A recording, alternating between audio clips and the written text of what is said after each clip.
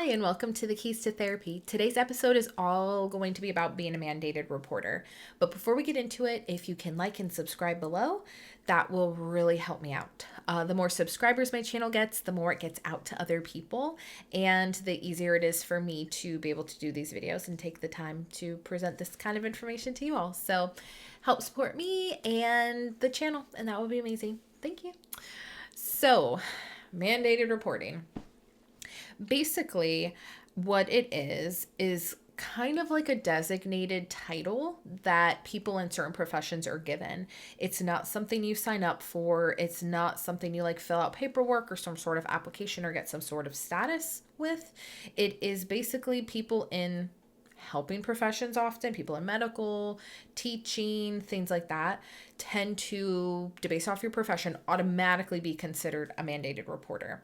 So what that means is that if you are given that label, essentially, your profession's given that label, and now by default you are, it means that you are responsible for reporting things that you see that qualify as abuse or neglect, or sometimes things that are illegal, depending on the situation. So it is, that title is meant to help protect people for like very vulnerable populations. So typically like children or the elderly or people who are in need of having some sort of caregiver. Or some sort of status, whether it's something like physically or mentally, that somebody else is responsible for them.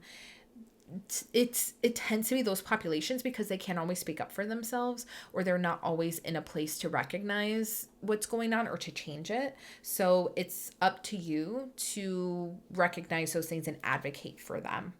Now, it can be very scary being a new therapist and understanding that you are now automatically, I would say, even as a student, second you're like, okay, I'm in this counseling program, I'm in the social work program, whatever it is, you are now basically inducted.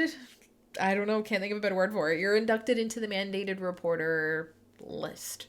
The second you're in these professions, it's what it is. So I think that can be strange because it's something that you're automatically considered as being, but there's usually not any type of formal education or training on what that means. So I wish there was. I think there should be some sort of like little mini course or something that people are given. But I think overall mandated reporting tends to get buried into the coursework of almost all of these professions. Some people end up having like an actual, depending on the state they're in or the license they have or whatever else, like a class they have to take on this topic. But for the most part, it's not standard. So it can be confusing. There could be a lot of questions about it. There could be a lot of gray areas with it that people aren't really aware of. So I'll try to clear up some of those today. Now, like I said, it is confusing sometimes to be like, okay, you're a mandated reporter. What does that mean? What does that require you to do? What do you need to be looking for? Where do you report at? Is this only at work, or is this in your everyday life? Like, there's so many pieces of it that can be confusing. So kind of I'll go through some of those points. Now, is this something that you only report at work or your everyday life? For, I guess, multiple reasons, it is considered something you're consistently a mandated reporter. You could be in the grocery store and you are now still a mandated reporter. It's not just something that you see something, say something if you're at work. It is just who you are. And even more reason why there should be some more education on this, but whatever, I'm doing my part now. I think that that's something to be aware of, is you are always considered that.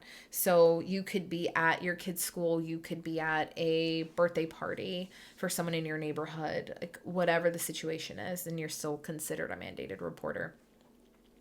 Now, sometimes I think people aren't sure of what can or can't be reported.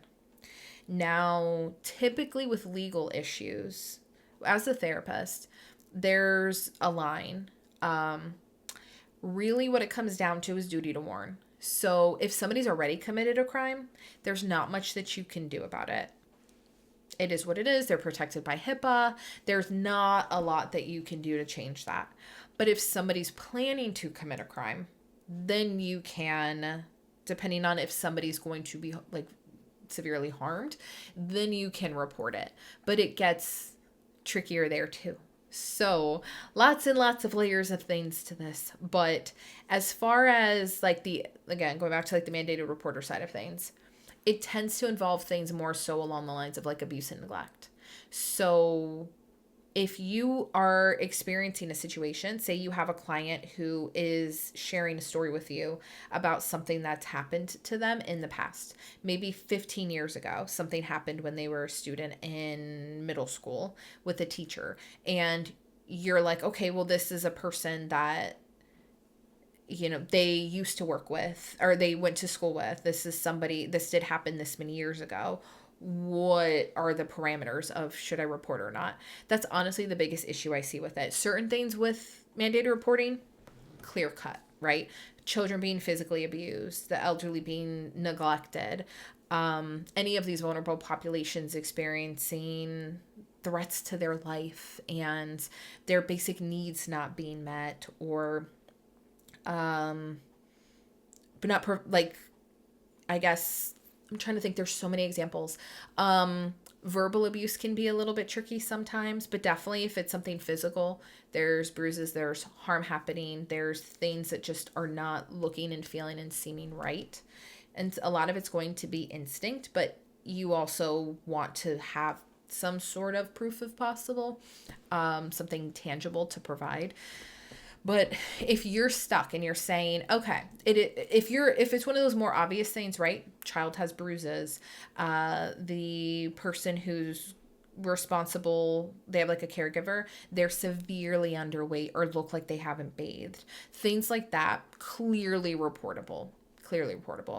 Some other stuff sometimes, like verbal abuse, emotional abuse, things that have happened years in the past, things that maybe happened in another state, stuff like that can sometimes be really tricky because you don't know what to report. And when it comes down to these things, there's a few tips that I'm going to provide you with. This is just what you do across the board if you are hitting any of those gray areas. Now, some of the ones that I mentioned that are pretty clear cut, you want to make sure that you have the numbers for Child Protective Services and Adult Protective Services in your state.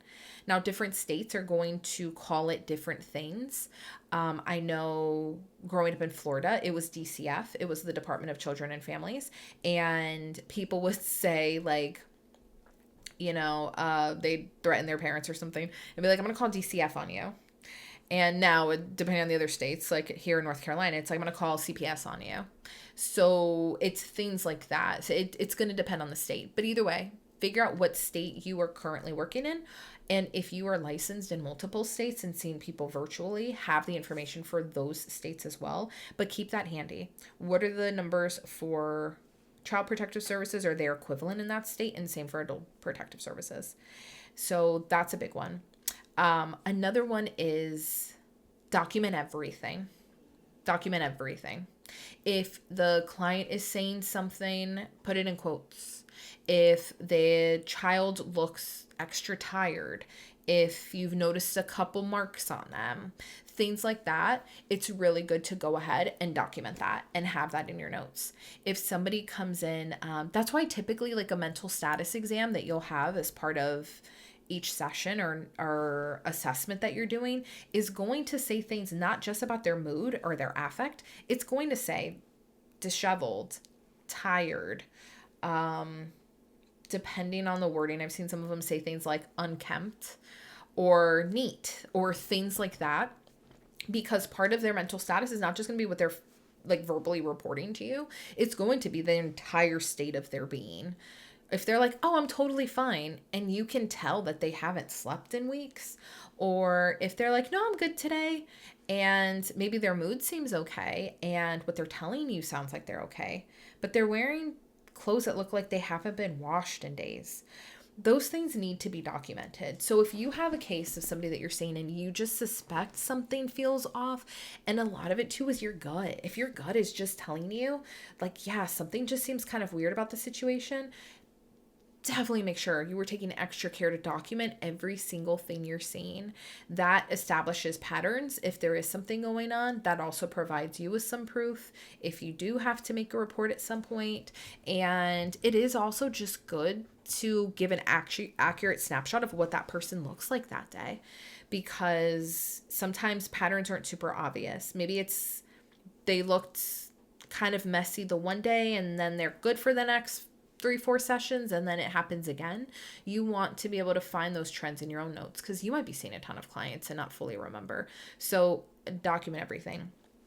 Also, if your gut's kind of going off or something seems like it's a little more gray, talk to people about it. Consult with a supervisor. Talk to somebody in like a consult group. Talk to a coworker. Things like that, where you can kind of have other people's opinions on the situation and see how it sounds, even for you to say it out loud and put it out there, because that can be really helpful. Depending on the situation, sometimes it's good to check with your liability insurance if it's something that really does seem like it's going to blow up in a bigger way, be part of a bigger case, things like that. Especially if there's something that's legally going to be an issue, it may be good just to consult with them as well.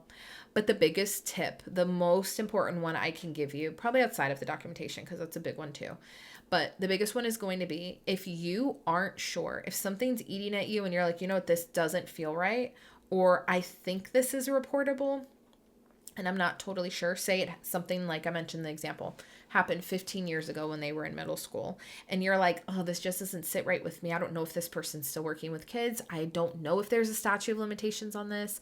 I'm not totally sure. If there's a situation like that, you're just really not sure, and maybe some of the people around you aren't sure, or it's something that's just eating at you. Biggest thing you can do is just make the report. Just make the report. I think sometimes people get so caught up in is this investigative worthy? Is this something that's reportable? Is this something that should be looked into? And ultimately, as the mandated reporter, it's not your job to figure out if investigative work's needed or not.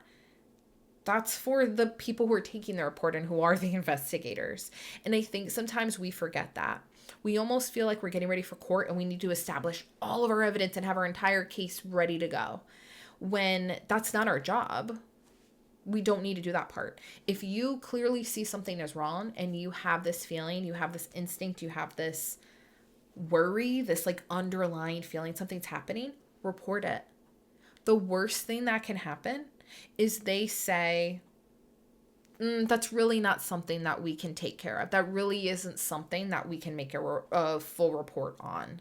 Or that's really not something that's going to be worth investigating. Or the statute of limitations did pass, and for us, that's not something that we can look into, or not something that we can really take any part of, but we'll document it. It's pretty much the way it can go sometimes, and that's fine. You did your part of reporting. Now, there's situations that I've heard of and seen over the years where the therapist has been like, oh, I don't know, I'm not sure. And they are almost waiting for like the next big thing to happen to prove that they're valid in how they're feeling. But I don't think you should wait that long. If every alarm bell you have internally is going off, then just report it. So I think that that's the best thing that you can do for whoever it is, the child, the person, the older adult, whatever it is, just go ahead and make the report. Now, making the report can be really scary for all therapists, not even just the new ones, but especially for the newer ones. So you have a few ways of going about this. Obviously, ultimately, you're going to call whichever agency, Adult Protective Services or Child Protective Services, you're going to be calling them. But you can... The first step, I guess, once you've decided you're going to make the report, is you can include the client or you don't have to. There's pros and cons to both. Sometimes if the client is maybe the one harming somebody, or they're the ones, say that they know the dad's harming someone and you're seeing the mom and there's a child in the house, sometimes you kind of have to, you're going to have to make the report, but sometimes it might be best to include the mom in the reporting process and help empower her to be able to sit with you to make the report, to share what is going on from her first person account. And other times it might not be in the best interest of the client to include them in the process, whether there's some sort of repercussions that may happen for them at home, or whether they are the perpetrator and maybe you can't let them know what's going on in case that gives them time to hide or cover stuff up. So I think it's really going to be like a clinical judgment thing. It's going to vary case by case. So that's where it's going to be very important for you to get consultation, talk to your supervisor, something along those lines, to really feel out what's the best way to report it.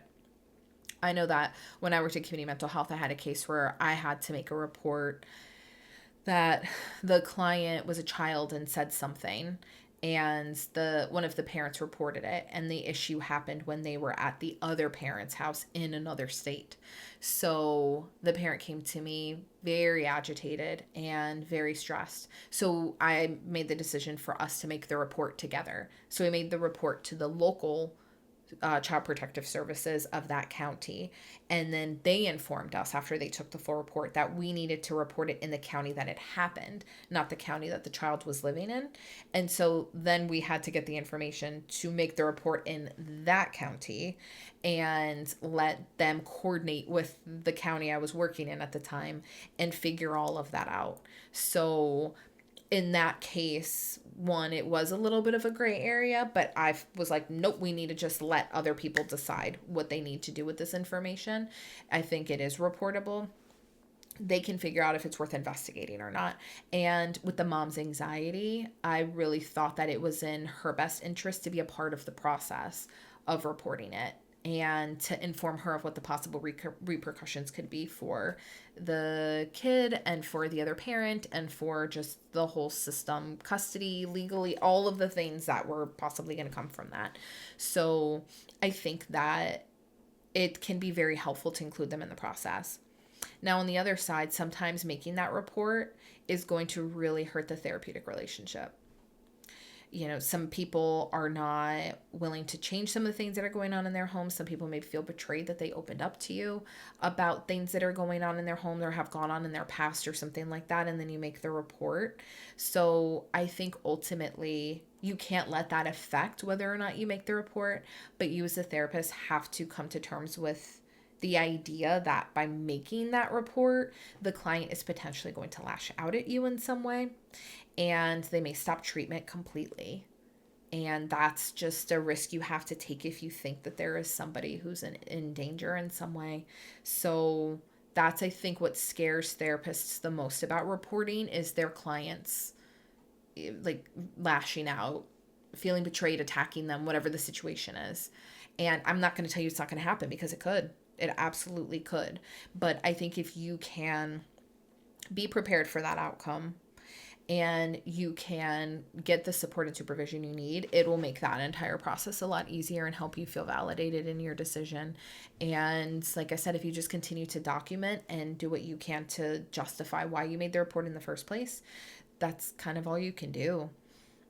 I mean, it's weird, the reports that are taken or the investigations.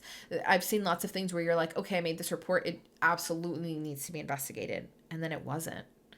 And I've had situations or heard of situations where I was like, that's kind of gray, and the agency took it and ran with it and investigated. So I've never worked for those agencies. I don't know what their lists of criteria. I'm sure it also differs state by state or county by county even. So ultimately, again, and I keep reiterating this, but it is not your job to decide what needs to be investigated. It is just your job to decide whether or not a report needs to be made. And I think that ultimately said, if you're not sure, just call. Who else is going to be the expert on whether it needs to go up than the people who are actually taking the report? So, and then like I said, you document too, because sometimes it doesn't go the way that we want it to go. So I can think of quite a few situations that I've been frustrated with the way the process works and been like, oh, why didn't this person do more? Why didn't this go the way that I wanted it to go or think it should go based on the things I know? And you just don't have a lot of control over that. So if you can document and you've protected yourself and the client or whoever else is involved as best as you can, you've tried to connect them to the right resources and you've tried to protect them in some way. Sometimes that's all you could do. And that's one of the hardest things about this job is you can only do so much. So, but mandated reporting doesn't have to be super scary. It doesn't have to be something that is terrifying and something that just like ruins your relationship with the client or whatever else. So I think that it's, if you can just have those few things in mind, make sure that you have the numbers ready in case anything comes up. You know some of your state regulations potentially. Maybe those are things that you want to know ahead of time versus researching them in the moment when something's actually going on. Maybe you want to know what they consider worth investigating in your state. So, is there a limitation on when the crime or the issue happens? I think there's a lot of things like that. Is all of it hearsay? And maybe you can't necessarily report it, but you try to encourage the client to because they heard or saw this situation that they're talking to you about. I think there's like lots of layers to it, but ultimately figure out the numbers for the agencies, know who to even report to. So it's one less thing you've got to figure out if it comes up. Have some sort of consultation supervisor, somebody somewhere that you can turn to if a situation like this were to come up. Have liability insurance so that you are protected. And if you work at an agency that they say that they have it for you through the agency, it's still best to have your own. So at the end of the day, they're going to protect the agency, and that might mean throwing you under the bus, as cynical as they may sound. Liability insurance, especially when you're newer in the field, is not that much money. And there's lots of organizations that you can contact to get that. So I would definitely look into that. And then usually with them comes access to attorneys. So that's part of what you pay for. So that can be very helpful to have that too. And then, like I said, biggest piece of advice, if you think something might be going on and you're not sure, go ahead and make the report. Make the report and let the people who are, the experts in that situation go ahead and figure out what to do next, because that's not your job. So you just got to figure out what to do first and you get the information out there and you pass it to the people who then decide what to do, and be prepared for the possible repercussions of that. And that's it. So I hope this video was helpful. Again, I know it's something that we all are considered mandated reporters and there's no formal training. Insane. But hopefully this helps you feel a little bit more prepared and gives you a couple guidelines, I guess, to work from, that if you ever do encounter a situation like you think you might need to report, you at least have a couple ideas of what you need to do for that situation and for yourself to make sure that everybody's good and protected. So if you have any questions or anything, go ahead and post them below. I'll try to answer them and help you out. But I hope that you subscribe, you keep up to date with all the future videos, and I will see you all next time. Thanks.